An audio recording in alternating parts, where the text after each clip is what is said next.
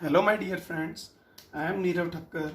Today I am going to talk about Unit 1, Paper 301 of BSc Sem 3 Physics.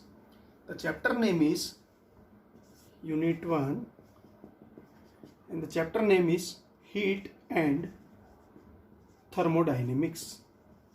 Heat and Thermodynamics. ગુજરાતીમાં વાત કરીએ તો ચેપ્ટરનું નામ છે ઉષ્મા અને ઉષ્માગતિશાસ્ત્ર. ઉષ્મા અને ઉષ્માગતિશાસ્ત્ર. તો સૌ પ્રથમ આપણે જોઈએ કે ઉષ્મા એટલે શું.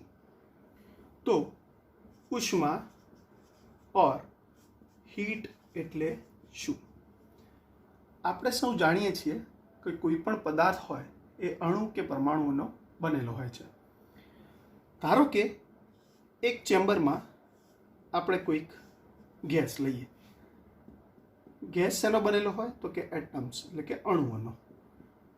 તો આ અણુઓની સામાન્ય તાપમાને અથવા તાપમાનની અસર સાથે, ધારો કે તાપમાનમાં વધારો કરવામાં આવે કે તાપમાનમાં ઘટાડો કરવામાં આવે કે સામાન્ય તાપમાને, આ અણુઓ એ અસ્તવ્યસ્ત ગતિ કરતા હોય છે. આ અણુઓએ અસ્તવ્યસ્ત ગતિ કરતા હોય છે. આવી ગતિને કહેવાય અસ્તવ્યસ્ત ઓર રેન્ડમ મોશન. આવી ગતિને કહેવાય છે અસ્તવ્યસ્ત ગતિ અથવા રેન્ડમ મોશન. આવી અસ્તવ્યસ્ત ગતિને લીધે અણુ કે પરમાણુઓ વચ્ચે કે પરમાણુ વચ્ચે અથડામણો થાય છે. અથડામણો થયા કરે છે. આવી અથડામણોને લીધે જે ઉર્જા ઉત્પન્ન થાય છે તેને આપણે ઉષ્મા અથવા ઉષ્મા ઉર્જા કહીએ છીએ. આ એક ઉર્જાનો પ્રકાર જ છે. તો ફરીથી કોઈ પણ પદાર્થ હોય કે અણુ કે પરમાણુઓનો બનેલો હોય છે. તો ધારો કે કોઈ ચેમ્બરમાં આપણે કોઈક આ ચેમ્બર લીધી છે. કોઈક ચેમ્બરમાં કોઈ એક ગેસ ભરેલો છે. એક ગેસ ગમે તે હોઈ શકે. તો ગેસ શેનો બનેલો હોય છે તો ગેસ અણુઓનો બનેલો હોય છે. અને અણુઓ શેના બનેલા હોય છે તો કે પરમાણુઓ. તો સામાન્ય તાપમાને અથવા તાપમાનની અસર સાથે આ અણુઓ એ સતત ગતિ કરે છે. આ ગતિ કેવી હોય છે તો કે આ ગતિ એ અસ્તવ્યસ્ત ગતિ હોય છે અને આપણે ઇંગ્લિશમાં રેન્ડમ મોશન પણ કહીએ છીએ. તો આ અસ્તવ્યસ્ત ગતિને લીધે અણુ કે પરમાણુ વચ્ચે સતત અથડામણો થયા કરે છે. અને આ અથડામણોને લીધે જે ઉર્જા ઉત્પન્ન થાય છે તેને આપણે ઉષ્મા અથવા ઉષ્મા ઉર્જા કહીએ છીએ. ક્લિયર? હવે બીજો જે ટોપિક છે તમારો કયો છે ઉષ્માગતિશાસ્ત્ર. એ શું છે? એને ઇંગ્લિશમાં આપણે કહીએ છીએ થર્મોડાયનેમિક્સ. તો થર્મોડાયનેમિક્સ અથવા ઉષ્માગતિશાસ્ત્ર એટલે શું? તો એને સમજવા માટે જોઈએ તો એ ભૌતિક વિજ્ઞાનની એટલે કે ફિઝિક્સની એવી બ્રાન્ચ છે કે જે હીટ અથવા ઉષ્મા ઉર્જાને એ અન્ય ઉર્જાના સ્વરૂપ સાથે સાંકળે છે. એટલે ધારો કે ઉષ્મા ઉર્જાનું એટલે આપણે એને હીટ કહીશું અથવા ઉષ્માનું યાંત્રિક ઉર્જામાં રૂપાંતર, પછી રાસાયણિક ઉર્જામાં રૂપાંતર, પછી ઘર્ષણ. આમ ઉર્જાના અલગ અલગ સ્વરૂપોને ઉષ્મા સાથે સાંકળી શકાય છે. તો આવી ભૌતિક વિજ્ઞાનની શાખાને ઉષ્માગતિશાસ્ત્ર કહે છે અથવા થર્મોડાયનેમિક્સ કહે છે. તો જો થર્મોડાયનેમિક્સ અથવા ઉષ્માગતિશાસ્ત્રને વ્યાખ્યાયિત કરવું હોય તો આપણે આ રીતે કહી શકીએ કે ભૌતિક વિજ્ઞાનની એવી શાખા છે કે જેમાં ઉષ્મા ઉર્જાના બીજા સ્વરૂપો સાથે, ધારો કે યાંત્રિક ઉર્જા છે, રાસાયણિક ઉર્જા છે, ઘર્ષણ છે વગેરે સાથે સાંકળી શકાય છે. આવી શાખાને ઉષ્માગતિશાસ્ત્ર આપણે કહીએ છીએ. તો આ સમગ્ર ચેપ્ટરમાં આપણે ઉષ્મા અને ઉષ્માગતિશાસ્ત્ર એમાં આવતી ભૌતિક રાશિઓ વિશે અભ્યાસ કરવાનો છે. હવે જેમ આપણે આગળ વાત કરી તેમ કે હીટને અથવા કે ઉષ્માને ઉર્જાના વિવિધ સ્વરૂપો સાથે સાંકળી શકાય છે. તો ઉર્જાના વિવિધ સ્વરૂપો તમે જાણો છો તેમ કયા છે? તો કે યાંત્રિક ઉર્જા, રાસાયણિક ઉર્જા, વિદ્યુત ઉર્જા, ઘર્ષણ. આમ એ ઉષ્માના અથવા ઉર્જાના વિવિધ સ્વરૂપો છે. આગળ વાત કરીએ તો એ છે પ્રકાશ ઉર્જા. આ વિવિધ સ્વરૂપો સાથે સાંકળી શકાય છે. ધારો કે યાંત્રિક ઉર્જાનું ઉષ્મામાં રૂપાંતર તમારે જોવું હોય અથવા એનું ઉદાહરણ જોવું, જેમ તમે સાયકલ ચલાવો છો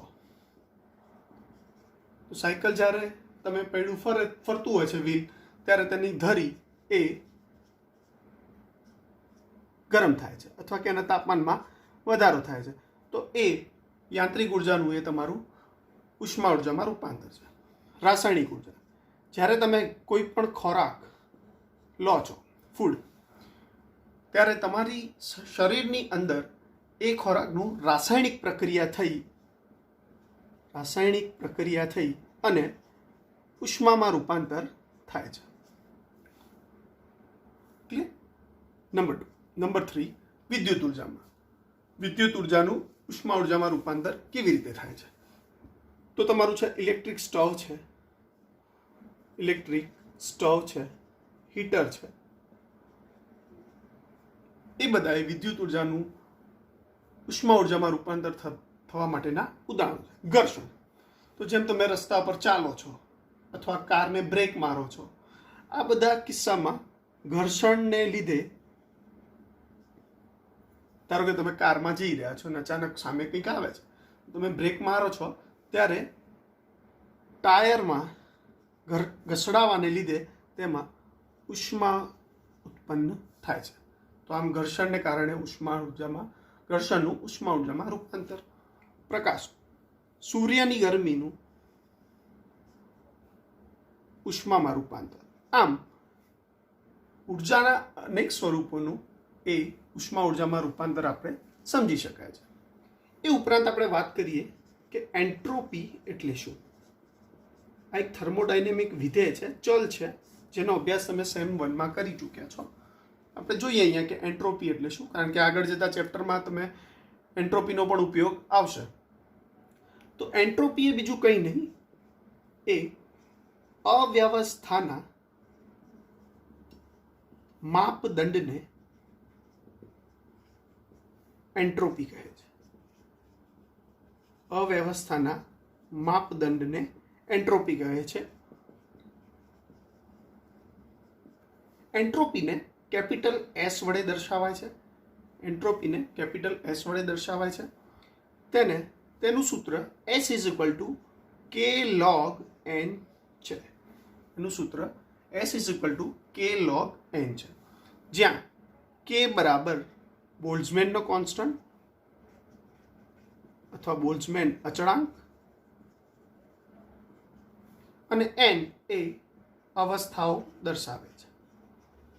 નંબર ઓફ પોસિબલ સ્ટેટ એટલે કે અવસ્થાઓ, સ્થિતિઓ દર્શાવે છે. જો એન્ટ્રોપીને સાદી રીતે સમજવું હોય તો તમે ધારો કે કોઈ એક બોક્સ છે તમારી પાસે, ખાલી બોક્સ તમારું છે, કોઈ એક નિશ્ચિત કદનું. એમાં એક માર્બલ છે તમારી પાસે. માર્બલ એટલે આપણે જેમ લખોટી એ અંદર મૂકેલી છે.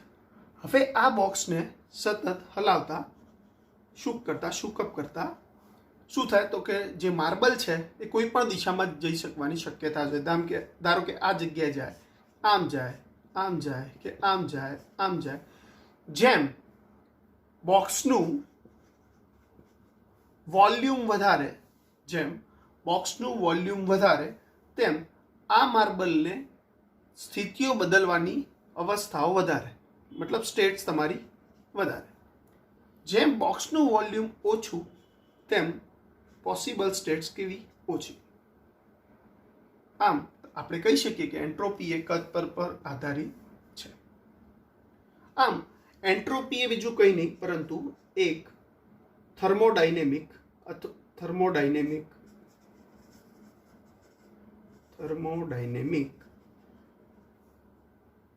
વિધેય છે, ફંક્શન છે. એન્ટ્રોપી આપણને થર્મોડાયનેમિક્સના બીજા નિયમની સેકન્ડ લોની માહિતી આપે છે. બ્રહ્માંડમાં અથવા બ્રહ્માંડનું વિસ્તરણ એ રીતે થાય છે કે જેમાં એન્ટ્રોપીનું ક્યાં તો સંરક્ષણ થાય, કન્ઝર્વ થાય, અથવા એન્ટ્રોપીમાં હંમેશા વધારો થાય, ઇન્ક્રીમેન્ટ થાય. બ્રહ્માંડનું વિસ્તરણ હંમેશા એ રીતે થાય છે કે તંત્રની એન્ટ્રોપીનું સંરક્ષણ થાય ક્યાં તો એમાં વધારો થાય. આ પરથી તમે એવું કહી શકો કે તંત્રની entropy is always greater or equal to 0. કદી એન્ટ્રોપીમાં ઘટાડો થતો જોવા મળતો નથી. આમ આ પ્રમાણે તમે એન્ટ્રોપીનો અભ્યાસ અથવા એન્ટ્રોપીને સમજી શકો છો. ફરીથી એન્ટ્રોપી એટલે શું? તો એન્ટ્રોપી એક થર્મોડાયનેમિક વિધેય છે. તેને વ્યાખ્યાયિત કેવી રીતે કરી શકાય? તો કે અવ્યવસ્થાના માપદંડને તમે શું કહો છો? એન્ટ્રોપી. તેને કેપિટલ એસ વડે દર્શાવાય છે. S is equal to k log n એ એનું સૂત્ર છે, જ્યાં કે એ બોલ્ટ્ઝમેન અચળાંક અને એન એ number of preferred states or possible states એટલે કે અવસ્થાઓ છે. તેનો એકમ જૂલ અથવા કેલરી છે. બ્રહ્માંડનું વિસ્તરણ હંમેશા એ રીતે થાય છે કે તેમાં તંત્રની એન્ટ્રોપીનું હંમેશા સંરક્ષણ થાય ક્યાં તો એમાં વધારો થાય છે. એટલે કે હંમેશા entropy S is equal two greater or equal to 0 તમે કહી શકો છો. એન્ટ્રોપી એ થર્મોડાયનેમિક્સના બીજા નિયમની માહિતી આપણને આપે છે. આ ઉપરાંત આપણે આગળ જોઈશું એન્થાલ્પી. તો જોઈએ કે ભાઈ એન્ટ્રોપી તો હતું, ભાઈ હવે એન્થાલ્પીની જરૂર શું કરવા પડી? તો કે એન્થાલ્પી એ પણ થર્મોડાયનેમિકનું એક વિધેય છે, ચલ છે. તો જેને એન્થાલ્પી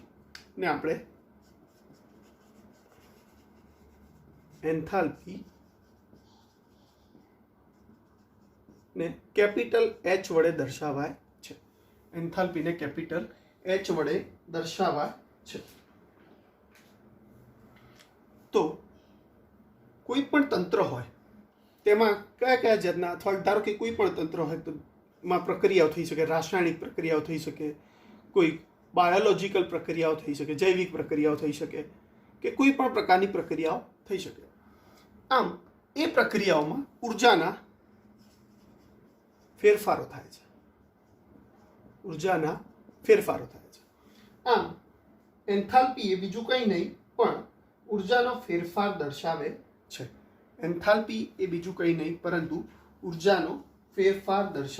છે.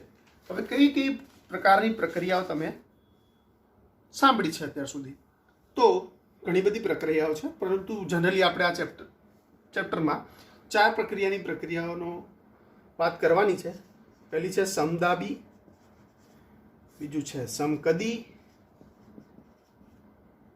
ત્રીજું છે સમમોસમી અને બીજી પ્રક્રિયા છે સમતાપી. આમાં 4 પ્રક્રિયાઓનો આપણે અભ્યાસ કરવાનો, અથવા તમે કરી ચૂક્યા છો, પણ અહીંયા આપણે એનો ઉપયોગ કરવાનો છે. તો જોઈએ કે સમદાબી પ્રક્રિયાઓ એટલે શું? તો સમદાબી પ્રક્રિયાઓ એટલે એવી પ્રક્રિયાઓ કે જ્યાં દબાણ P અચળ હોય. અથવા તેમાં થતો ફેરફાર શૂન્ય હોય. સમકદી પ્રક્રિયાઓ એટલે નામ પરથી જ ખ્યાલ આવે છે કે તેનું કદ અચળ હોય અથવા કદમાં થતો ફેરફાર શૂન્ય હોય. તે જ રીતે સમતાપી પ્રક્રિયાઓ એટલે તાપમાન T અચળ હોય અથવા તેમાં થતો ફેરફાર શૂન્ય હોય. સમમોસમી પ્રક્રિયાઓ એટલે શું? તો સમમોસમી પ્રક્રિયાઓ એટલે ઉષ્મામાં થતો ફેરફાર અચળ હોય અથવા ઉષ્મામાં થતો ફેરફાર શૂન્ય ઉષ્માનો જથ્થો અચળ હોય અથવા ઉષ્મામાં થતો ફેરફાર શૂન્ય હોય. આમ આ પ્રક્રિયાઓને તેના નામ પરથી વ્યાખ્યાયિત કરી શકાય છે. સમદાબી એટલે એમાં દબાણનું મૂલ્ય અચળ હોય, સમકદીમાં કદનું મૂલ્ય અચળ હોય છે, સમમોસમીમાં ઉષ્માનો જથ્થો અચળ હોય છે, સમતાપીમાં તાપમાન અચળ હોય છે. આમ એન્થાલ્પીને કેપિટલ H વડે દર્શાવાય છે. તો એન્થાલ્પી H બરાબર, જો તેને ગાણિતિક સ્વરૂપે સમજવું હોય તો એન્થાલ્પી H બરાબર U plus PV. Enthalpy H બરાબર U પ્લસ PV. તો U એ શું છે તમારું? U બરાબર તંત્રની આંતરિક ઉર્જા, તંત્રની આંતરિક ઉર્જા. P બરાબર દબાણ અને V બરાબર કદ, તંત્ર. તો એન્થાલ્પીને તમે કઈ રીતે વ્યાખ્યાયિત કરો છો? એન્થાલ્પી H બરાબર U પ્લસ PV. ધારો કે આને હું કહી દઉં સમીકરણ નંબર 1. આમ એન્થાલ્પી H એ શું છે? તો એન્થાલ્પી એ બીજું કંઈ નહીં પરંતુ ઉર્જાનો ફેરફાર દર્શાવે છે. તો એ ઉર્જાનો ફેરફાર કઈ કઈ પ્રક્રિયાઓમાં શક્ય છે? તો કે સમદાબી, સમકદી, સમમોસમી, સમતાપી, એમ અલગ અલગ પ્રકારની પ્રક્રિયાઓમાં ઉર્જાનો ફેરફાર શક્ય છે. આ ચારે પ્રક્રિયાનો અભ્યાસ આપણે આગળ જતા કરીશું. આમ એન્થાલ્પીને કેપિટલ H વડે દર્શાવવામાં આવે છે. તેને જો ગાણિતિક સ્વરૂપે દર્શાવવું હોય તો H બરાબર U પ્લસ P. તેનો એકમ પણ જૂલ અથવા કેલરી છે. તેનો એકમ પણ જૂલ અથવા કેલરી છે. મિત્રો, એન્થાલ્પીની વાત કરીએ તો જેમ અગાઉ ઉપર આપણે વ્યાખ્યાયિત કર્યું કે એન્થાલ્પી H બરાબર U પ્લસ PV, જે તમારું સમીકરણ નંબર 1 હતું. એક્ઝામ પોઈન્ટ ઓફ વ્યૂથી જોઈએ, પરીક્ષાલક્ષી, તો આવું તમને પૂછી શકે કે સમદાબી પ્રક્રિયામાં એન્થાલ્પીનો ફેરફાર તેમાં શોષાયેલી ઉષ્મા બરાબર હોય છે. એવું તમને પૂછી શકે છે કે સમદાબી પ્રક્રિયામાં એન્થાલ્પીમાં થતો ફેરફાર તેમાં શોષાયેલી ઉષ્મા બરાબર હોય છે. જો આ રીતના ક્વેશ્ચન તમે એટેમ્પ કરતા હો તો આ રીતે તમે શરૂઆત કરી શકો છો. તો કે એન્થાલ્પી H બરાબર U પ્લસ PV, જ્યાં U તમારી તંત્રની આંતરિક ઉર્જા છે, P દબાણ છે અને V તમારો કદ છે. જો તંત્ર એક અવસ્થામાંથી બીજી અવસ્થામાં જતું હોય, એટલે કે જો અવસ્થાઓમાં ફેરફાર થતો હોય તો તેનું સૂક્ષ્મ વિકલન લેવું પડે. મતલબ એન્થાલ્પીમાં ફેરફાર થતો હોય તો તેનું સૂક્ષ્મ વિકલન લેવું પડે. જો સૂક્ષ્મ વિકલન લઈએ તો સમીકરણ 1નું વિકલન કરવું પડે. તો સમીકરણ 1નું જ્યારે આપણે વિકલન કરીએ છીએ ત્યારે એનું વિકલન આ પ્રમાણે થાય છે. H નું થશે DH, U નું થશે DU, P અને V બે અચળાંકો છે. તો પહેલો પ્રથમ ચલ અચળ, બીજાનું વિકલન એટલે કે PdV પ્લસ બીજો ચલ અચળ અને પહેલાનું વિકલન તો V ઇન્ટુ dP. આમ DH બરાબર DU plus PdV plus VdP. એ તમારું છે સમીકરણ નંબર 2. હવે સમીકરણ 2માં જોઈએ કે પ્રથમ જે પદ છે DU પ્લસ PdV એ તમને કંઈક કહે છે. તો એ શું કહે છે? તો ઉષ્માગતિશાસ્ત્ર પ્રમાણે, ઉષ્માગતિશાસ્ત્રના પ્રથમ નિયમ પ્રમાણે dq બરાબર du પ્લસ w. W એ તંત્ર પર થયેલું અથવા તંત્ર દ્વારા થયેલું કાર્ય છે. W ને આપણે શેના દ્વારા વ્યાખ્યાયિત કરીએ છીએ? તમે જેમ અગાઉ ભણી ગયા છો સેમ 1 કે 11-12માં કે dq બરાબર du પ્લસ pdv. તો સમીકરણ 2માં જોઈએ તો du પ્લસ pdv ની જગ્યાએ આપણે શું લખી શકીએ? તો કે dq. આમ સમીકરણ 2માં dq ની કિંમત મૂકીએ તો શું આવે? તો dh બરાબર dq પ્લસ vdp, જે તમારું થશે સમીકરણ નંબર 3. હવે આગળ આ આખા સમીકરણને એટલે કે સમીકરણ 3ને dt વડે ભાગીએ. t તમારો એમાં છે તાપમાન, તો dt વડે ભાગતા તો આખા સમીકરણને dt વડે ભાગીએ તો dh by dt is equal to dq by dt plus v into dp by dt. એ તમારું થશે સમીકરણ નંબર 4. હવે જો પ્રક્રિયા અચળ દબાણે થતી હોય, અચળ દબાણ એટલે દબાણનું મૂલ્ય અચળ હોય અથવા દબાણમાં થતો ફેરફાર શૂન્ય હોય, તો જો પ્રક્રિયા અચળ દબાણે થતી હોય તો આવી પ્રક્રિયાને આપણે કેવી પ્રક્રિયાઓ કહીએ છીએ? સમદાબી પ્રક્રિયા.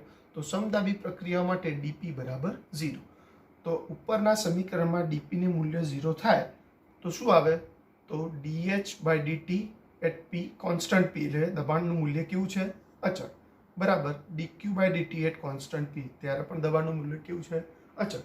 આમ સમગ્ર પ્રક્રિયા દરમિયાન અહીંયા દબાણનું મૂલ્ય અચળ છે, બરાબર. CP, તો CP શું છે? તો CP એ બીજું કંઈ નહીં પણ અચળ દબાણે તંત્રની વિશિષ્ટ ઉષ્મા છે. એને ઇંગ્લિશમાં કહેવાય specific heat at constant pressure. એટલે dH/dt એટ કોન્સ્ટન્ટ પ્રેશર બરાબર dQ/dt at constant pressure is equal to CP. તો CP એ શું છે? અચળ દબાણે તંત્રની વિશિષ્ટ ઉષ્મા. સમીકરણ 3 ઉપર પાછા આવીએ તો સમીકરણ 3 તમારું કહ્યું છે dH બરાબર dQ પ્લસ VdP. આ સમીકરણમાં જો dP નું મૂલ્ય તમે શૂન્ય લો તો શું મળે? તો dH is equal to dQ. આમ આખા સમીકરણનું તમે સંકલન કરો, ઇન્ટિગ્રેશન, તો તમને શું મળે? સંકલન કરતા HF માઇનસ HI બરાબર Q.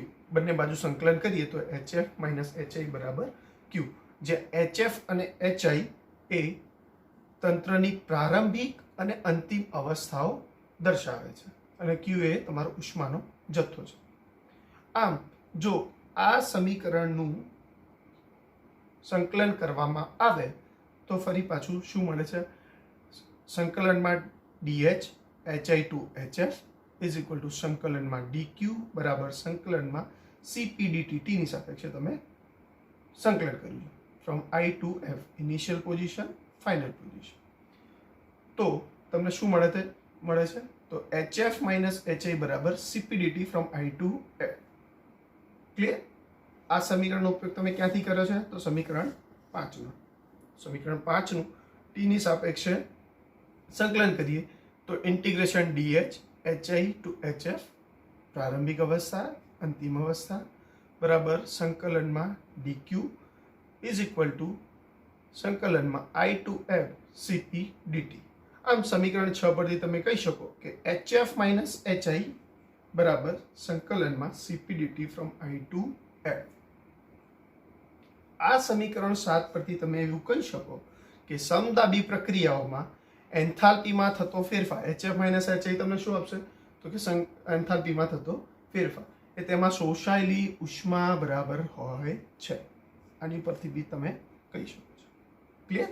તો એક્ઝામ પોઈન્ટ ઓફ વ્યૂથી તમને જો પૂછવામાં આવે કે સમદાબી પ્રક્રિયામાં એન્થાલ્પીનો ફેરફાર તેમાં શોષાયેલી ઉષ્મા બરાબર હોય છે, તો તમે આ રીતે ડિસ્ક્રાઇબ કરી શકો છો.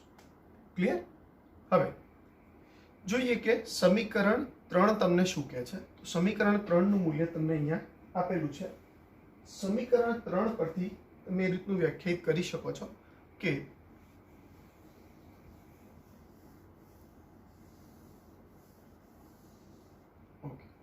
સમીકરણ 3 તમારું DH બરાબર DQ પ્લસ VdP.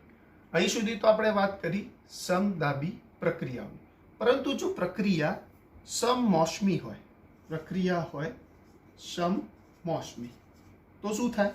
તો Q નું મૂલ્ય અચળ હોય. ત્યારે મૂલ્ય શેનું અચળ હોય? Q નું, એટલે કે ઉષ્માના જથ્થાનું.